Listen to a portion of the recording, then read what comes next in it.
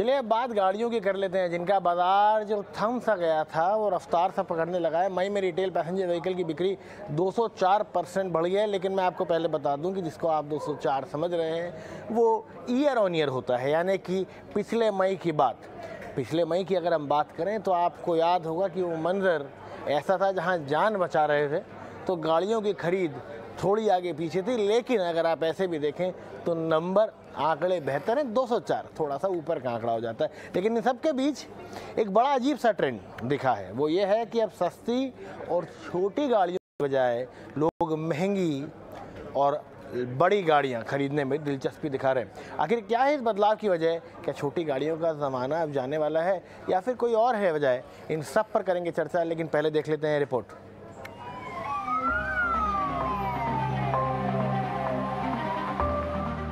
Corona का काल एक ऐसा काल था जो देश दुनिया में कई तरह के बदलाव लाया और उसी बदलाव ने कारों की खरीदारी का ट्रेंड ही बदल दिया है।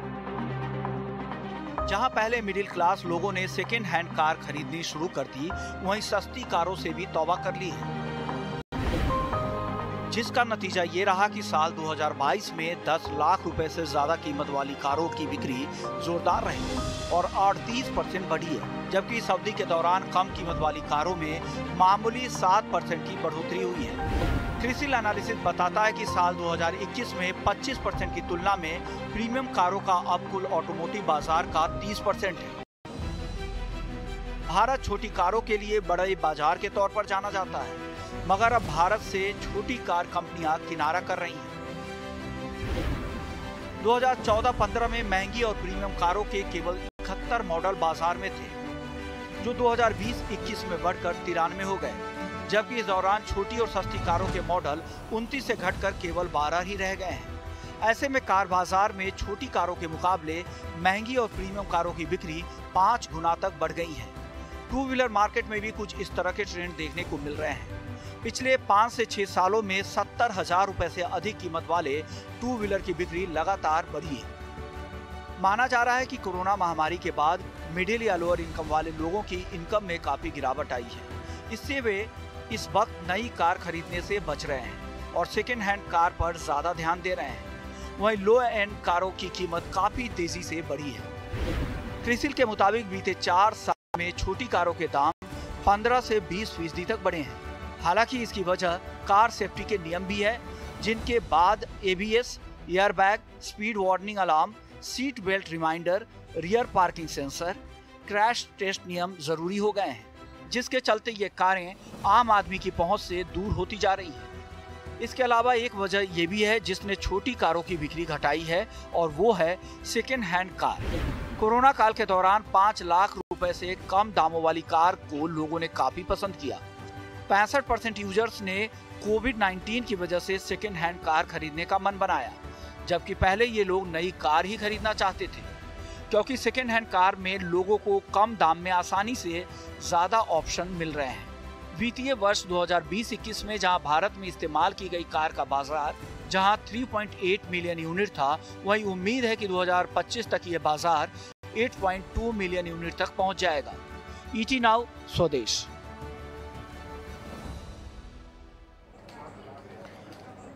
चलिए इस पर और बातचीत करते हैं, देखते हैं माजरा क्या है। हमारे साथ वेंकेश गुलाटी जो कि अध्यक्ष हैं फाडा के, और टूटू धवन जो कि ऑटो एक्सपर्ट हैं, दोनों जुड़ गए। वेंकेश सर, पहला सवाल आपसे रहेगा, क्योंकि डेटा भी आपका ही है, ये चक्कर क्या है? आप क्या बात हो, ये गड्डी चाहिए तो वड्डी चाहिए? बिल्कुल ठीक कहा आपने कर जी। बहुत अजीब सी सिचुएशन में है हम लोग। कार मार्केट में हम एक तरफ कह रहे हैं ग्रोथ बहुत ज्यादा है, जिसका मतलब है कि वेटिंग पीरियड है, कुछ गाड़ियां 22 महीने की वेटिंग में है, 1 साल से ऊपर की वेटिंग है। और एक तरफ जब हम एंट्री लेवल की बातें करते हैं तो वहीं पे डिमांड कम है, गाड़ियों का स्टॉक ज्यादा है, जिसका क्लियर इंडिकेशन आता है जो एंट्री लेवल का कार सबसे बड़ी बनाते हैं उनका मार्केट शेयर गिर रहा है।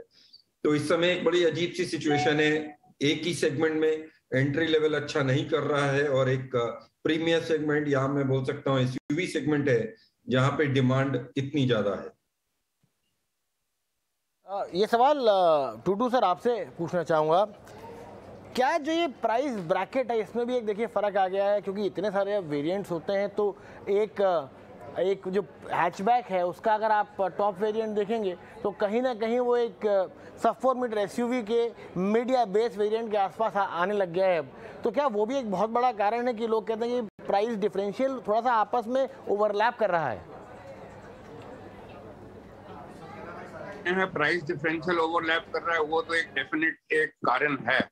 पर दूसरा कारण ये है कि हमारी इकोनॉमी थोड़ी सी अच्छी नजर आ रही है, जिसके साथ हमारे पास डिस्पोजेबल इनकम भी अब है, जो हम we can start indulging in our passion. तो अब हर एक इंसान चाहता है कि he also must have something superior to be able to show कि he is also doing well. तो ये हमारी इंडस्ट्री और हमारी इकोनॉमी के ऊपर डायरेक्ट रिफ्लेक्शन है कि that we are doing pretty well. और कोविड होने के बावजूद some working styles have changed. कुछ लोग जो वर्क फ्रॉम होम कर रहे हैं, कुछ इंडस्ट्रीज जो जिन्होंने अपने एम्प्लॉइज को कह दिया कि आप वहीं से परमानेंट काम करेंगे, तो उनकी अपनी भी तो देखिए लागत कम हो गई है in terms of hiring their buildings and doing the overheads. वो सब चीजें उनकी अब खत्म हो गई।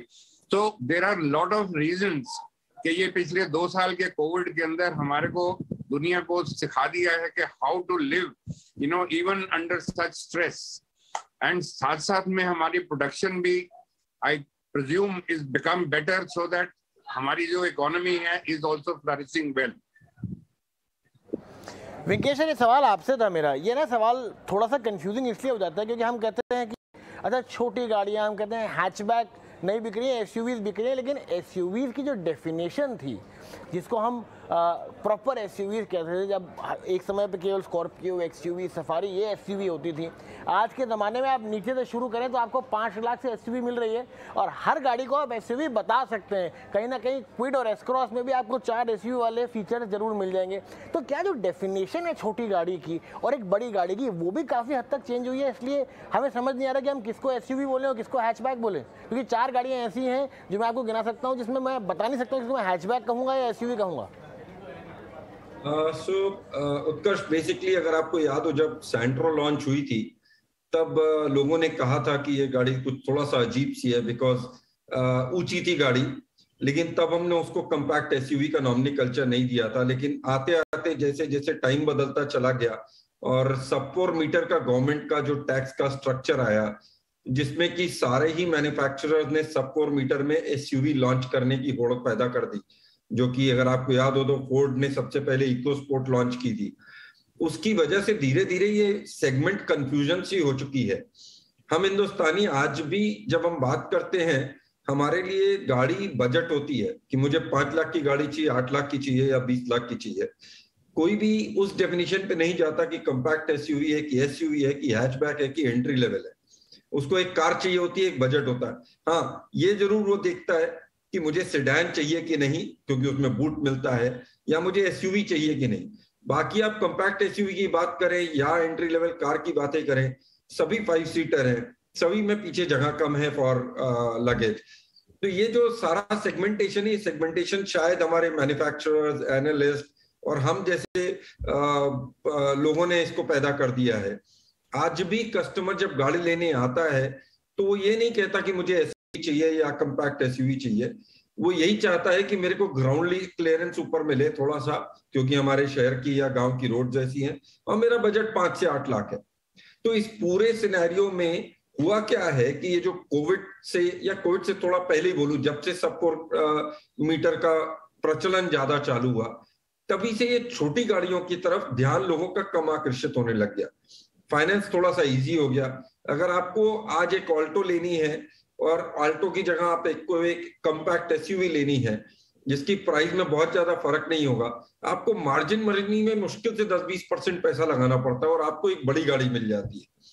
तो ऑब्वियसली जिसको भी मौका मिलता है वो चाहेगा, एस्पिरेशनल वैल्यू है, इमेज बिल्डिंग है कार खरीदना, वो चाहता है कि एक मैं बड़ी गाड़ी ले लूं।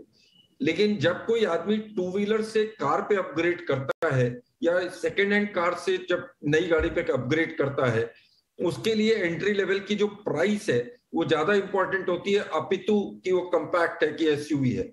और आज की डेट में अगर आप देखें, जो पिछले 2 साल में चेंजेस आए हैं, BS4, फीचर ऑफ सेफ्टी, ये सब चीज, इन सब की वजह से लगभग गाड़ी की कीमत 20% ऊपर जा चुकी है और वो एक बहुत बड़ा डेटरेंट है।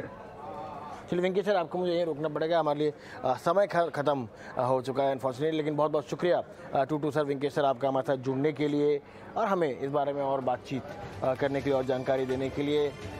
स्वदेश विशेष में अभी के लिए इतना ही, लेकिन कल फिर लौटेंगे किसी विशेष खबर के साथ, विशेष टॉपिक के साथ। तब तक आप देखते रहिए टीवी स्वदेश। अपना और अपनों का ख्याल तो रखना ही है।